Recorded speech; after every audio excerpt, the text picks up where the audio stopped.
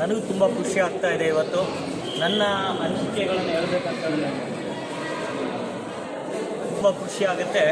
ಏನಕ್ಕೋಸ್ಕರ ಅಂತ ಹೇಳಿದ್ರೆ ನೋಡಿ, ಪ್ರೆಸ್ಟೀಜಲ್ಲಿ ಇದ್ದರೆ ಯಾವ ಥರ ಸಕ್ಸಸ್ ಆಗ್ತೀವಿ ಅಂತ ಹೇಳಿದ್ರೆ ಅದಕ್ಕೆ ಎಕ್ಸಾಂಪಲ್ ಇಲ್ಲಿರುವಂಥ ಮೂರು ವ್ಯಕ್ತಿಗಳು ಒಂದು ಅರ್ಥ ಮಾಡ್ಕೊಳ್ಳಿ ಸ್ನೇಹಿತರೆ. ಯಾರ್ಯಾರು ವೆಸ್ಟೀಜಿಗೆ ಬರ್ತಾರೋ 1 ತಿಂಗಳು 2 ತಿಂಗಳು ಕೆಲಸ ಮಾಡ್ತಾರೆ, ಅವರು ಇವರು ಹಂಗಂದ್ರು ಹಿಂಗಂದ್ರು ಅಂತ ಈ ಬಿಸ್ನೆಸ್ಸಿಂದ ಕಿಕ್ಔಟ್ ಆಗ್ಬಿಡ್ತಾರೆ.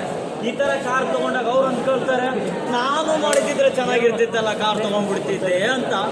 ಕಾರ್ ತೊಗೊಂಡಾಗ ಪೇಚಾಡೋದಕ್ಕಿಂತ, ಯಾರೋ ಒಬ್ರು ಕಾರ್ ತೊಗೊಂಡಾಗ ಇನ್ಕಮ್ ತೊಗೊಂಡಾಗಲೂ ಪೇಚಾಡೋದಕ್ಕಿಂತ ಜಸ್ಟ್ ಡಿಸೈಡ್ ಮಾಡಿ ಇವಾಗಿಂದ ನಾನು ಕೆಲಸ ಸ್ಟಾರ್ಟ್ ಮಾಡಿದರೆ ನನ್ನ ಲೈಫಲ್ಲಿ ಕೂಡ ಇಂಥ ಬಂಡದ ದಿನಗಳು ಬಂದೇ ಬರುತ್ತೆ, ನನ್ನ ಲೈಫಲ್ಲಿ ಕೂಡ ಕಾರ್ ತೊಗೊಳ್ಳೋಂಥ ಒಂದು ದಿನ ಬರುತ್ತೆ ಅಂತ ಜನ ಮಾತಾಡಿದಾಗ ಯಾವಾಗಲೂ ಅವ್ರು ನೆಗೆಟಿವ್ ಮಾಡ್ತಾರಲ್ಲ, ನನಗೆ ನೆಗೆಟಿವ್ ಮಾಡ್ತಾರಲ್ಲ ಅಂತ ನೀವು ನಿಮ್ಮ ತಲೆಯಲ್ಲಿ ಅವರು ಯೋಚನೆಗಳನ್ನು ನಿಮ್ಮ ತಲೆಯಲ್ಲಿ ಹಾಕೊಳ್ತಾ ಇತ್ತು ಅಂತ ಹೇಳಿದ್ರೆ ನಿಮ್ಮ ಲೈಫಲ್ಲಿ ಕಾರಿನ ಟೈರು ತೊಗೊಳಕ್ಕಾಗಲ್ಲ.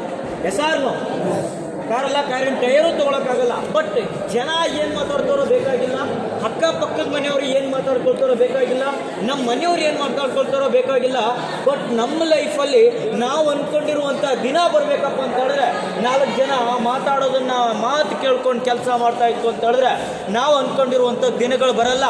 ನಾವು ಅಂದ್ಕೊಂಡಿರುವಂಥ ದಿನಗಳು ಬರಬೇಕಪ್ಪ ಅಂತ ಹೇಳಿದ್ರೆ ನಾವು ಅಂದ್ಕೊಂಡಿರೋ ರೀತಿಯಲ್ಲಿ ಕೆಲಸ ಮಾಡಿದಾಗ ಮಾತ್ರ ನಾವು ಅಂದ್ಕೊಂಡಿರುವಂಥ ದಿನಗಳು ಬರ್ತವೆ. ಸಾರ್ನು ಎಸ್, ಆ ದಿನಗಳು ಇವತ್ತು ಅದನ್ನೆಲ್ಲದನ್ನ ಫೇಸ್ ಮಾಡಿದ್ದಕ್ಕೋಸ್ಕರ ಇವತ್ತು ಆ ದಿನಗಳು ಇವರಿಗೆ ಬಂದಿದ್ದಾವೆ.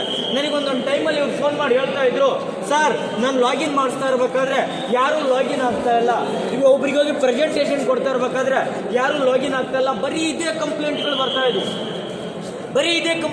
ಸಾರ್ ನನ್ನ ಕೈಲಿ ಆಗ್ತಾ ಇಲ್ಲ ಅಂತ. ಇವರು